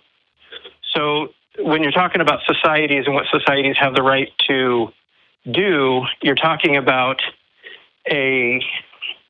I know a lot of people hate the social contract, but you're basically, as an individual, you are ceding some of your, I wouldn't call it sovereignty, but you're giving the government permission to govern you, right? You're especially in America, well, in countries like America, where you're allowing the government to act as a proxy on your behalf. So basically, they're acting on behalf of you. They don't have the right to violate your sovereignty, but as a society, the government has different rules. That's not to say that the rules can't be immoral. Yeah. You know what I mean? So I guess that's more my question, right? Like if we were to follow a system of respecting bodily autonomy, and that bodily autonomy was a right that we recognized institutionally, would that have an effect on the way that we detain people or the way that we, treat, for example, like would open borders be a necessity at that point? How there's a lot of, I guess, like institutional functions that would have to be questioned as far as what their purposes are, right? That's what I'm. Oh yeah, definitely. I'm concerned with the actual bodily sovereignty of it. this may be more suited for secular sexuality, but there is a subset in the BDSM community where people give up their bodily sovereignty and give up their bodily autonomy and live as slaves to their owner. Now, if they gave this up to that person, does that mean that everybody has a right to treat them that way and they've given it up to everyone? I think that's interesting too. I think we're going down two different questions, and I want to give Jeremy a chance to respond. We split on the thought there for a second. So Jeremy, you can choose to respond. You can either respond to my inquiry or Jen's inquiry, because we don't want to like dogpile on you here. Yeah, let's go with Jen first because it's the last thing I heard. But sure. So in a situation where you're giving up, you're allowing somebody to have control over you, you're still giving them permission. You still have ownership. So at any point, you can say, I relinquish that ownership, because you still have the right to that ownership, even if you relinquish it for a time. And that's basically the same concept for jail, for timeouts, with parents, whatnot. It's not a violation if the permission is granted, right? So you can't say, if you put me, in restraints or whatever, for whatever reason, I give you that permission. I can't say that you violated my sovereignty. I can only say that I've given up my freedom, right? My freedom of movement, possibly my freedom of actions, whatever, but I haven't given up my right to sovereignty. Does that make sense? Yeah. Okay. I wanted to clear up exactly what the definers. That answer totally makes sense to me. So basically, so basically the right never goes away. Yeah. Even if, so let's say there's a dictatorship. Let's say you live in a country where there's a dictatorship. You still have the right to that sovereignty. You may not have the freedom to self-ownership, right? You may not have the freedom to do whatever you want. Say you're in Saudi Arabia, you want to go out in the two-piece, if you're a woman. Obviously, a guy can do whatever he wants. But if you're a woman, you don't have the freedom to go out in a two-piece, but you do have the right because you have self-ownership. And there's a difference between what you're able to do and what you have the right to do. Does that make sense? Yeah. Ability and rights are not going to be the same thing. Yeah, they're not exclusive. They're not mutual. Exactly. So that's why I like to differentiate between rights and liberties, or rights and freedom, because there is a difference. Yeah. So I want to kind of dovetail back to my thing now, because I think that was a good answer for Jen. Unless Jen had any more follow-up. No. I just wanted to see where his frame of mind was. So because this fascinates me only because I think for myself, this is like a morality that I kind of follow, but I don't call myself a moral objectivist, only because my justification for why I follow this is really just because I like this and it makes sense to me. But like I almost think that's how all human rights and all human recognitions of autonomy kind of work. I think that the rights that we give ourselves in this country and in our Constitution are ultimately a shared kind of narrative that we all kind of follow and just agree to. Kind of like you mentioned the social contract, but that's kind of what it is. It's just like this kind of made up thing almost. And like that's why I can't say, because like I don't think a human being is by some act of nature, by being born, is magically given rights. I think it's other human beings that are recognizing and giving those rights. And therefore I don't consider it a philosophy that comes strictly from nature, if that makes sense. It's coming from human minds, and therefore subjective in some way, which is kind of why the kind of moral subjectivist label could probably more apply to me, because that's what makes sense to me, I guess. I don't understand things any other way. But may I make the case? Yeah, I want to hear your response to that. Yeah. So that's actually the crux of my call. Mm-hmm. So I'm glad you brought that up. Yeah. So I believe it's an objective standard. I believe that you can derive this from nature. And so I would like to do a thought experiment, if I may. Yes. Sure. So, Dan, let's take you first. So imagine that you are the only agent in the entire cosmos. All right. We're talking universe, only multiverse, Dan. whatever. I am There's only Dan. Yes, this is The the all Dan, like the Dan's all world. father. There is no That's right. Dan, only Zool. I mean, The all there's Dan. no Zool, only Dan, I guess, in this case. Yeah. It's the all Dan. Okay. Yeah. So, yes, the all Dan. So this The all Dan. establishes our default position, right?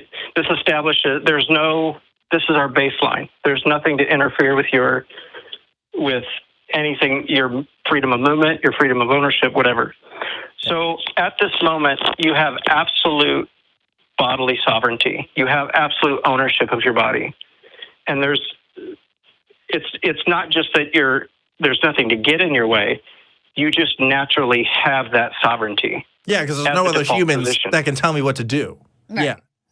Well, not only that they can't, but it's a baseline, basic fact of your being at this point, right? Does that make sense?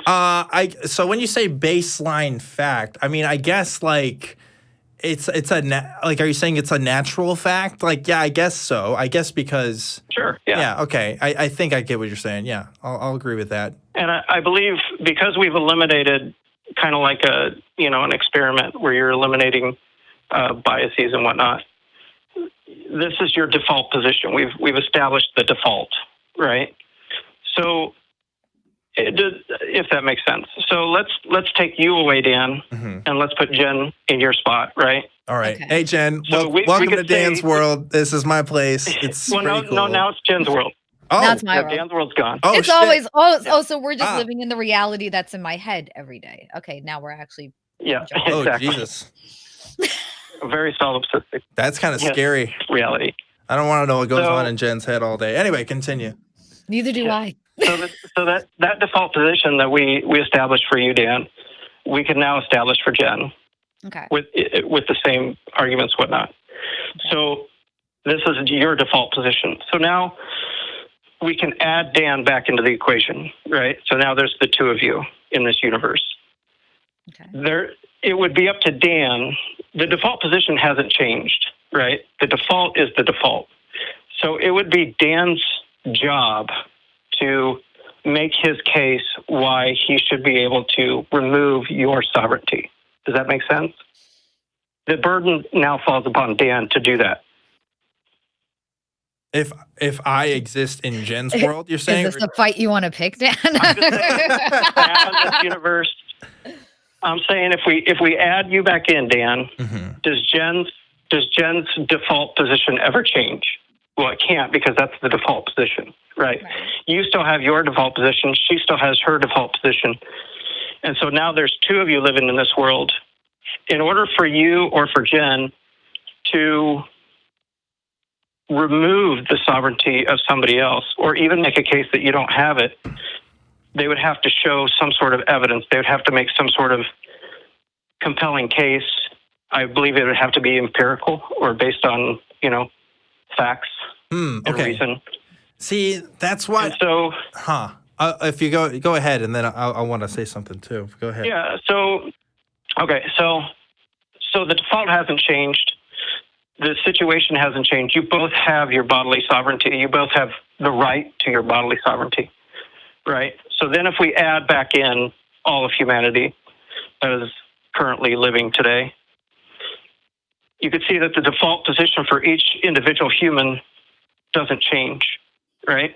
So everybody still has the right to their sovereignty. They may not have the actual freedom to express that right or to use that right, but they at least have the right by default, because we could interchange in that original position where we put the Dan verse or the Jen verse. We could put me as the only person. We could put, you name it, anybody in that position, and the default would not be different for any individual. Okay. And so you could. Yeah. Go ahead. No, go ahead. Well, okay. So I see why you wanted me to say that this was a natural fact or that this was a default kind of baseline thing, because at that point it becomes you have at least some sort of standard to go by. But my counterpoint, I think I would say, at least my first thought again is just who determines the right, and it's ultimately people. it's not nature that's determining that Yeah, right. 'cause that's where I was going, was some human had to turn around and say, while you have bodily sovereignty, I'm telling you that there's gonna be rights imposed on how you Yeah. express that. So ultimately, I understand rights as a human invention. That's a human thing that we come up with and interact with. And yes, I may define my sovereignty differently from Jen's, but that's kind of the point, right? Like that's why we have these arguments about who can do what, because like we have different conceptions of what we think is kind of just and fair. Yeah, I'm pretty extreme when it comes down to bodily sovereignty. So Yeah, and like I think you're talking though. I think what you're talking about is more the liberties and the freedoms, and not really the sovereignty. Maybe, but not really the right. But like there are people who would say, no, my bodily autonomy extends so much to the point where you can't put me in jail. That is an immoral thing to do because it violates my autonomy. It violates my choice. And they of may be where right. I place Yeah, myself, right. They might be right. But you see how we might have a difference in our understanding of autonomy there. Like there's no natural fact of the matter of what autonomy is in that sense. It's still going to be defined by human terms and human conditions, Well, only the usage of your autonomy is defined at that point. And that's where societies differ from the right of an individual to their sovereignty. So a society, it's the society's job not to impose morality on humans or whatever. The society's job is to organize itself and to self-govern, really. But see, who's saying that's the society's job? Like it's people. I'm just saying that's a matter of fact. Is it though? Is it a matter of? That's what I think. That's Jen and I's point, right? Because I don't know if I agree with that. And there's cultures around the world that definitely don't agree with that. And that's what society's role is. You want to break it down to I don't think I'm explaining this correctly. There are animals that don't. Go ahead, Jeremy. Well, that's where I would go to make a case for veganism, but we don't have time for that phone call right now. I won't go there. Yeah, but I think what I'm trying to say is society is anything that the people inside of that society make it, right? Yes. Or life's what you make it, so let's make it right. Human. That's Hannah Montana. Sorry, I'm stupid. Just keep going. Yeah. So it can be anything that we self create, that we create ourselves, like the United States, something we built. Well, actually, it was never mind. But anyway, it could be either imposed on you. So if you just go down to tribes, one tribe could take over the other tribe and take all their people. Mm-hmm. You're talking about a societal dynamic. You're not talking about the actual right to a person's ownership of themselves. You're saying only talking about. Okay, I see what you're saying. You're talking about the fact of how things are, as opposed to. You're saying, Jeremy, that societies and institutions can still do their thing, but autonomy is still a natural fact regardless. That's exactly. Okay, gotcha. Okay. Thank you, Dan. So that makes sense to me. And I guess the conversation from there would be figuring out whether it really is a natural fact, because I don't know. Yeah. I say that that really is the crux of the idea. Yeah, for sure. And something. But if you really think about bodily sovereignty and self-ownership, even if we come to the conclusion that, okay, well, maybe this isn't an objective fact of reality, maybe this is a subjective want that we have or whatever, there is no action, like literally no action that you could take against another person, an immoral action against another person, if you respect their sovereignty. You can't have slavery. You can't have. Okay. I'm sorry. I heard that wrong. Murder. You can't have genocide. I gotcha. Okay. But because then that would be taking their right to bodily sovereignty away. Okay. That would be a violation. Yes.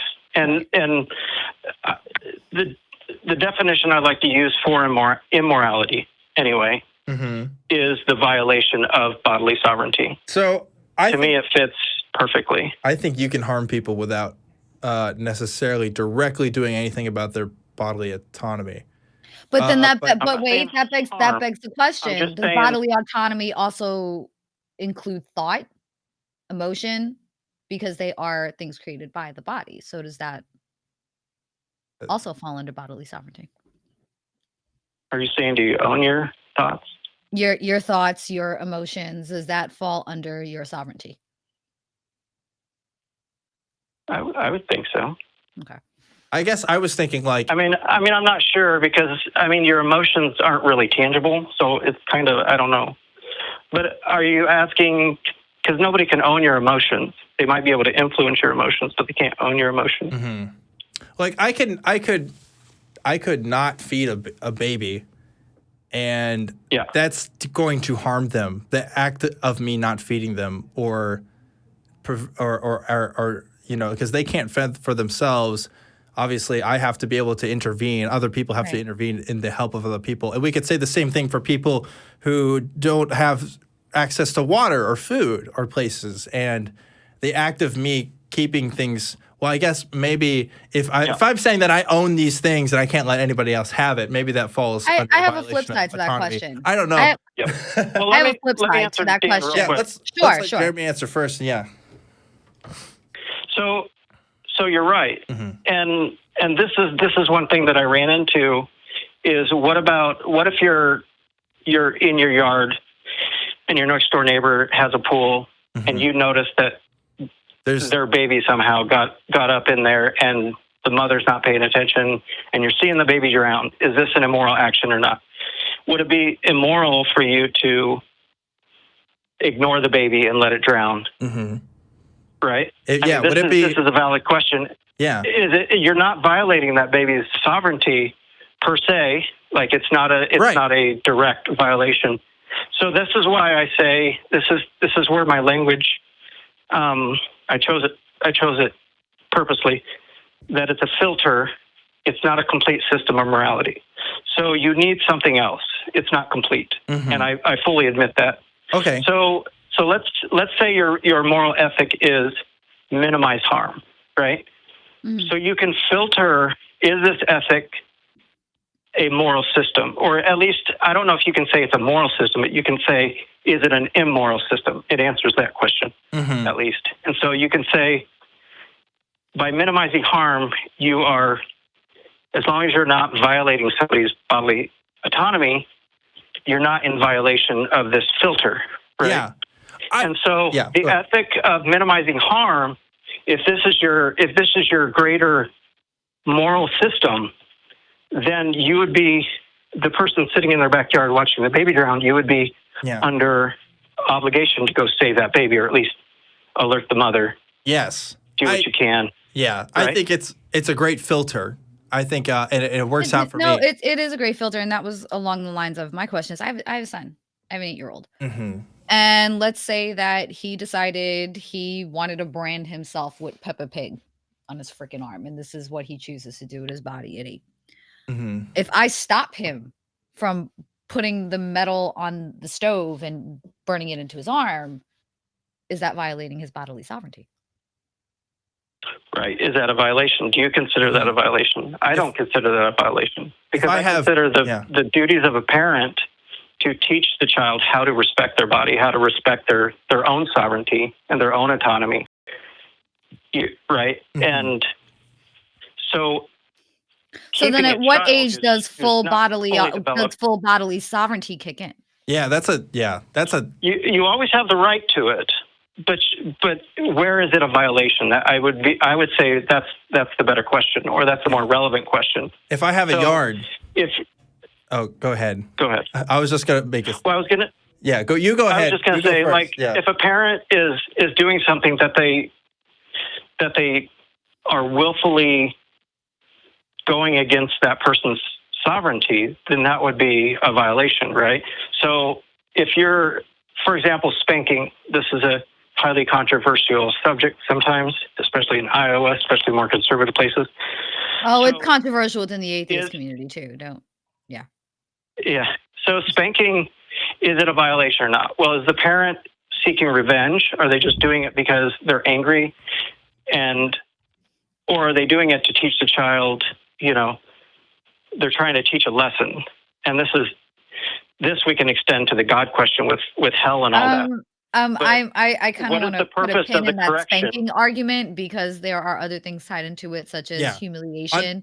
Yeah, And we, so we this do may have. not be- Absolutely. We won't be able to get to it tonight because we do need to wrap things up. Here's here. my question though, real quick. Say my 8-year-old wanted to go get a tattoo, which is obviously bad for him at this age. Mm. But then say I wanted to get a tattoo, and it's perfectly fine for me because this is my body and what I choose to do with it. So at what point do you give full bodily sovereignty to a person?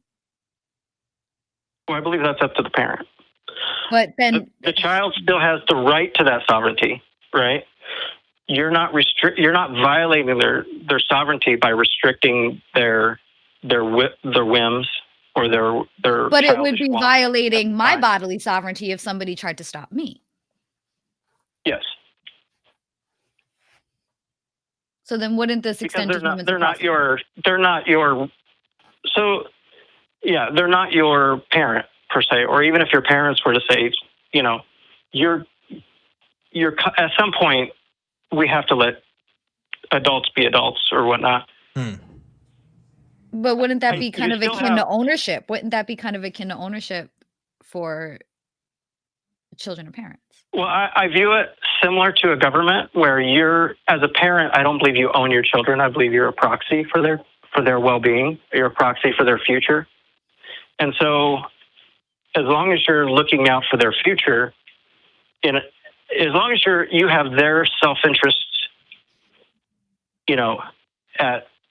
at the center of your actions, I don't see how it's a violation. So this is where the filter applies. Okay. Yeah. Okay. I got it. Okay. Yeah. Okay, we got to wrap things up here right now. But Jeremy, thanks so much. Thank you for calling, this Jeremy. That was interesting really call. thought-provoking. Yeah. That Yes. was really thought-provoking. I dug that. Thank you, Jeremy. Yes, thanks so much, and I hope to hear from you again soon. I'm going to go ahead and try to wrap things up here. I was going to ask if I had a yard and I had milkshakes and I let boys come into your yard. Yeah, like would they have the right to? Anyway, it was.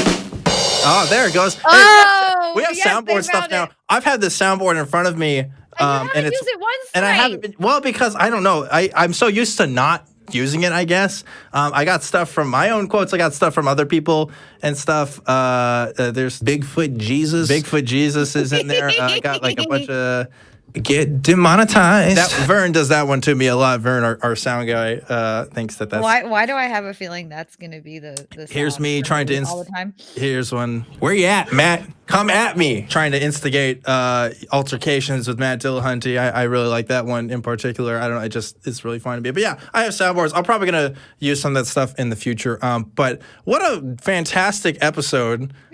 Where we've crossed just several different topics, and you have graciously given your thoughts and expertise and opinions on all of it here, Jen. Thanks so much for being on the show I today. like your callers. I don't have to yell at them as much. It's a different crowd, man. It's a different crowd. It's real cool on this side is very chill. of the studio. I like that. So yeah, for sure. So Jen, where can people find you at if they want to catch First and foremost, Godless Bitches channel on YouTube.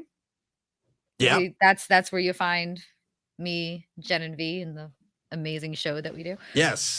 Twitter. V has been on this program as well. Guys should definitely check out that episode. Yes, if that you was a haven't great already. episode. Yeah. Twitter is Jen Dragon Queen. Should tell you a lot about my Cool. personality right there. Yeah.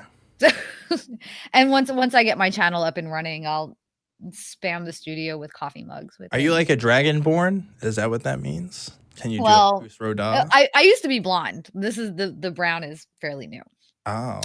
And the running joke was, it came from a once great political family, blonde hair, super tiny, will absolutely burn your world to the ground when she's pissed off. Oh my God. And my cat gave birth to 3 kittens. So it's like, holy shit. She's a modern day dragon queen. Okay. Is that like I'll be honest, is that a Game of Thrones thing? Yes, Dan, you've been around me more than twice. How did you not know I was the Game of Thrones oracle? Because I've never seen an episode of Game of Thrones. I've never seen it. Oh, Get shit. out. So Get out. No, Truth Wanted is now my show. Get out. Get out. First it's Dungeons and Dragons, now it's Game of Thrones. When will you people just leave me alone? Okay. It's a lot. There's a lot of episodes. It's a lot of drama. I don't know if I have time. Once I get down to Austin, we're gonna commit to getting you through Game show. We'll see about that. But if you do want to come down to the Faithless Forum, I know they've just about to announce some dates for that, but I think it's going to be happening in June this year. So definitely be interested in that. We'll give you some more information as that comes up. But just want to remind you folks, check it out. We got merch. Go look at that merch if you want to support the show and get something. But if you want to support the show and just be nice about it and get an ad-free version of the show and maybe some other future tier goals as we move along, you should go to patreon.com/truthwanted and donate to the show there and show the folks here at the ACA like, hey, Truth Wanted's a thing too, and it's pretty cool. And again, I am Objectively Dan. You can follow me on Twitter at ObjectivelyDan. The email address is truth@atheist-community.org, where you can email me and the other people that help make this show. I want to give a quick thanks and shout out to the crew in the back who Get helped the crew make cam this going. happen every week. Look at those guys. Those of you who are listening. My God. we got These are the crew people cam. that we love and adore and trust They're the best. our careers with. They right help there. keep the lights on every week, and they help make this production and Godless Bitches and other ACA shows. And every other show. And we going do on. this. We do this for free. The Patreon keeps the lights on. It keeps our internet Yes. connections going. It keeps our content coming out. It's great. So definitely check out Godless Bitches if you haven't already. Be sure to subscribe to both of us and like both of us. Ring the bell. I'm gonna rip off Jimmy real quick. Ring the bell. Button and bell. Okay. Yeah, there you go. Yes. God, these sound effects are so good. I'm so glad we have this these now. are What an fantastic. improvement. What a great improvement. Any last words you want to say before we kind of wrap things up here? Don't forget to tune into Godless Bitches on our Godless Bitches channel. Another plug. Shameless plugs. That's all we Of do course. here. I'm pouring the hell out of that show. Come on. All right. now. Well, we're going to go over to Discord here. Jen, thanks again for Thank you for joining us. having me. Of I course. have loved this show for so long, and I'm super proud to be on it. Thank you. Really. Well, I'm happy that you get to be on it. And folks at home for listening, remember you can also find the show on iTunes, Spotify, wherever else you get your podcasts from. We're all on that stuff too. And always. we had a flub that we released the second episode on Podcast of Godless Bitches before we released it on YouTube. So that's fun. if you subscribe to our podcast, you get to experience that episode a little bit early. Sweet. I just want to remind everybody to always keep wanting the truth, and we'll see you next time.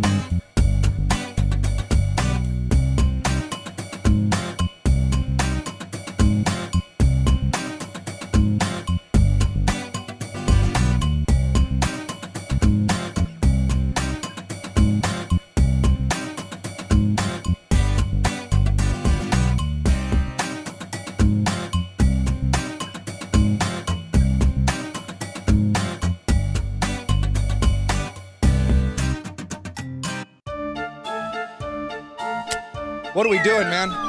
What are we doing? No, you're done.